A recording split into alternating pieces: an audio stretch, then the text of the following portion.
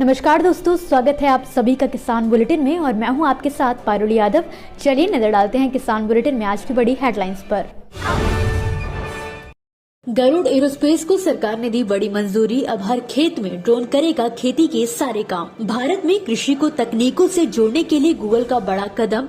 AI tech के लिए दिया 8 करोड़ का अनुदान। सरकार ने नारियल किसानों को दी बड़ी खुशखबरी। कोपरा के एमएसपी में की 1.5 गुना बढ़ोतरी। देखिए ग्रीन टीवी यूट्यूब पर भी, बस सब्सक्राइब करें और बेल आइकन दबाएं। खेती के कामों में ड्रोन का इस्तेमाल आने वाले समय में काफी आम बात होने वाली है। जहां कुछ वक्त पहले जब टिड्डी हमलों के दौरान सरकार द्वारा ड्रोन से दवाइयों के छिड़काव का सहारा लिया गया था, तो वहीं अब धीरे धीरे किसानों के खेत खलिहानों में भी ड्रोन के जरिए कीटनाशकों का छिड़काव किया जाने लगा है। खास बात यह है कि अभी हाल ही में स्वदेशी कंपनी गरुड़ एरोस्पेस के किसान ड्रोन को सरकार से एक अहम मंजूरी दे दी गई है।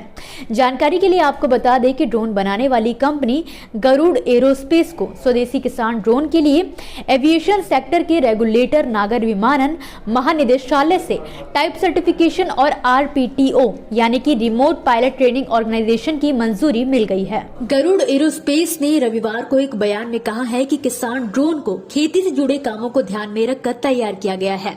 इसके GAAG मॉडल के लिए टाइप सर्टिफिकेशन मिला है। DGCA ये सर्टिफिकेट क्वालिटी चेक के आधार पर देती है।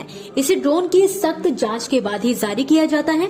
किसान ड्रोन की उपयोगिता के बारे में अग्नेश्वर जयप्रकाश ने कहा है कि उनकी कंपनी के ड्रोन किसानों के साथ साथ कृषि उद्यमों के भी काम आएंगे।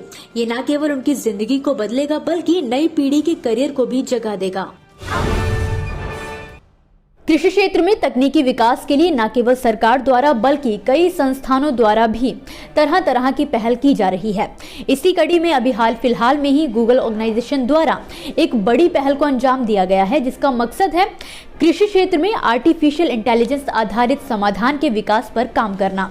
दरअसल हाल ही में गूगल द्वारा Wadhwani institute for artificial intelligence को इस काम के लिए करीब 10 लाख रुपए का अनुदान दिया गया है। इसके तहत इंस्टीट्यूट द्वारा ऐसे सोल्यूशन निकाले जाएंगे जो कि किसानों को समय पर स्थानीय और सटीक मौसम संबंधी जानकारी देने के साथ ही फसल और दूसरी कृषि संबंधी जानकारी हासिल करने में मदद करेंगे। जानकारी के लिए आपको बता दें कि इससे पहले भी 2019 में वाधवानी AI को कॉटन एस AI आधारित कीट प्रबंधन समाधान तैयार करने के लिए गूगल ने $20 लाख का अनुदान दिया था। जानकारी के लिए आपको बता दें कि इससे पहले भी 2019 में वाधवानी AI को कॉटन एस AI आधारित कीट प्रबंधन समाधान तैयार करने के लिए गूगल ने $20 लाख का अनुदान दिया था। इस बारे में जानकारी देते हुए गूगल रिसर्च इंडिया के रिसर्च डायरेक्टर मनीष कुमार गुप्ता ने कहा है कि भारत की लगभग आधी आबादी अपनी आजीविका के लिए कृषि पर निर्भर है। ये एक ऐसा क्षेत्र है जहां तकनीकी प्रगति से बड़ा फायदा हो सकता है। आपको बता दें कि गूगल ने कुछ दिनों पहले गूगल फॉर इंडिया नाम के अपने कार्यक्रम में भारत में अपने ऑपरेशंस और इनिशिएटिव के बारे में भी जानकारी दी है। नारियल की खेती करने वाले किसानों के लिए केंद्र सरकार द्वारा हाल ही में एक बड़ा फैसला लेते हुए कोपरा के समर्थन मूल्य में बढ़ोतरी करने का ऐलान किया गया है। जानकारी के लिए आपको बता दें कि प्रधानमंत्री की अध्यक्षता वाली आर्थिक मामलों की मंत्रिमंडलीय समिति ने वर्ष 2023 सीजन के लिए कोपरा के न्यूनतम समर्थन मूल्यों को बढ़ाने की मंजूरी दे दी है। केंद्र सरकार ने यह फैसला कृषि लागत और मूल्य आयोग की सिफारिशों व नारियल उत्पादक राज्यों के विचारों के आधार पर लिया है।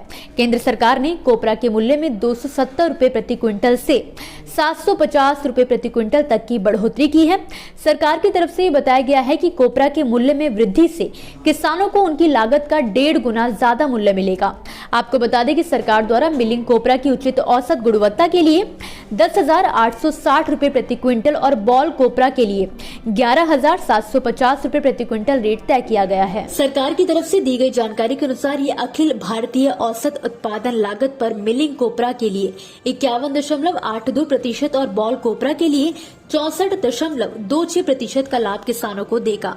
गौरतलब है कि नारियल किसानों की उम्मीद है कि केंद्र सरकार के द्वारा बढ़ाए गए मूल्य से नारियल की खेती करने वालों को फायदा होगा। दोस्तों, ये थी वो खबरें जिन्हें हमने आप तक विस्तार से पहुंचाया, लेकिन अब हम बात करेंगे कुछ ऐसी खबरों की जिनके बारे में भी आपके पास जानकारी होना बेहद जरूरी है। तो चलिए फटाफट से एक नजर डालते हैं खेती किसानी और कृषि क्षेत्र से जुड़ी आज की छोटी बड़ी अपडेट्स पर।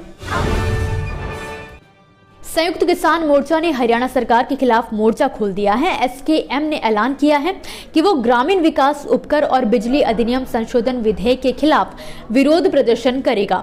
साथ ही अगले साल गणतंत्र दिवस यानी कि 26 जनवरी को सरकार के खिलाफ राज्य भर में बड़े पैमाने पर ट्रैक्टर रैलियां निकाली जाएंगी, जिसमें हजारों किसान भाग लेंगे। उत्तराखंड के पर्वतारोही क्षेत्रों में रहने वाले गरीब लोगों को पौष्टिक और मोटे अनाज मिले, इसके लिए सरकार ने महत्वपूर्ण कदम उठाया है। जी हां, दरअसल पर्वतीय क्षेत्रों में रहने वाले लोगों को मंडुवा और झंगोरा देने के लिए सरकार ने मिड डे मील और सार्वजनिक वितरण प्रणाली शुरू करने का फैसला किया है। इसका प्रस्ताव तैयार कर कृषि विभाग ने शासन को भेज भी दिया है। उत्तर प्रदेश के कृषि मंत्री सूर्य प्रताप शाही ने हाल ही में ऐलान किया है कि इस बार प्रदेश तिलहन और दलहन के उत्पादन में रिकॉर्ड बनाने जा रहा है। 2 लाख हेक्टेयर में तिलहन और 1 लाख हेक्टेयर में दलहन की खेती हो रही है, जबकि किसानों को इस बार सरसों बीज के 5 लाख मिनी किट निःशुल्क उपलब्ध कराए गए हैं। आपको जानकारी के लिए बता दें कि कृषि मंत्री रविवार को आगरा के बटेश्वर में आयोजित 4 दिवसीय किसान मेले व प्रदर्शनी में भाग लेने पहुंचे थे, जहां उन्होंने इस बात की जानकारी दी। मध्य प्रदेश में किसान टमाटर की बड़े पैमाने पर खेती करते हैं। हालांकि इस साल किसानों को टमाटर की फसल का सही दाम नहीं मिल रहा है। किसान टमाटर की फसल पर अपनी मजदूरी भी नहीं निकाल पा रहे हैं। दरअसल दिसंबर महीने में टमाटर की पैदावार काफी ज्यादा हुई है, जिस वजह से मार्केट में इसके रेट में भारी गिरावट दर्ज की जा रही है। बिहार सरकार चौथे कृषि रोड मैप 2023 में 28 कृषि यंत्रों की मरम्मत ऑन द स्पॉट करने की प्लानिंग कर चुकी है। इसके लिए विभाग की ओर से एक कार्य योजना तैयार की गई है। इसके तहत आने वाले दिनों में भोजपुर, मुजफ्फरपुर और पूर्णिया किसानों को प्रशिक्षित करने का काम किया जाएगा। साथ ही इसे लेकर 3 साल के अंदर सभी पंचायतों के लिए एक तकनीशियन को भी तैयार किया जाएगा। इसी के साथ आज के किसान बुलेटिन की बड़ी खबरों में फिलहाल के लिए बस इतना ही। आप मुझे दीजिए इजाजत और देखते रहिए ग्रीन टीवी। नमस्कार। देखिए ग्रीन टीवी यूट्यूब पर भी, बस सब्सक्राइब करें और बेल आइकन दबाएं।